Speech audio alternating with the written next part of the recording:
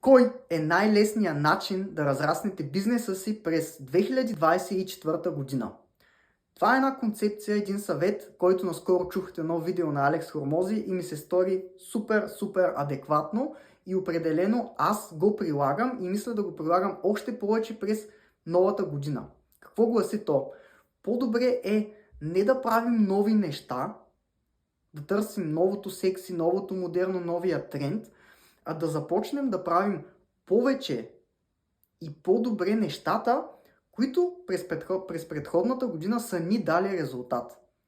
Какво се има предвид? Ако да речем за вас добре работят Facebook рекламите и до момента сте харчили $1000 на месец, какво ще се случи, ако започнете да харчите по 2000 на месец?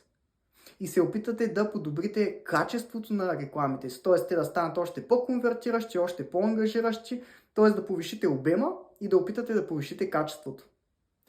Какво би се случило, ако за вас работи това да ходите на нетворкинг събития?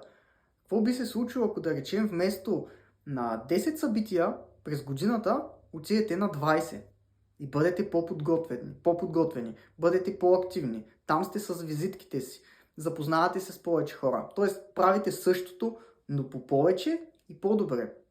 Какво би се случило, ако през тази година генерирате двойно повече лидове спрямо предходната? Ако сте видяли, че за вас генерирането на лидове работи добре, какво би станало, ако през тази година увеличите обема двойно и повишите и качеството им, като да речем вашия лид магнит е по-добър и като да речем филтрирате лидовете си по-добре? Много вероятно е и бизнеса ви да стане по 2.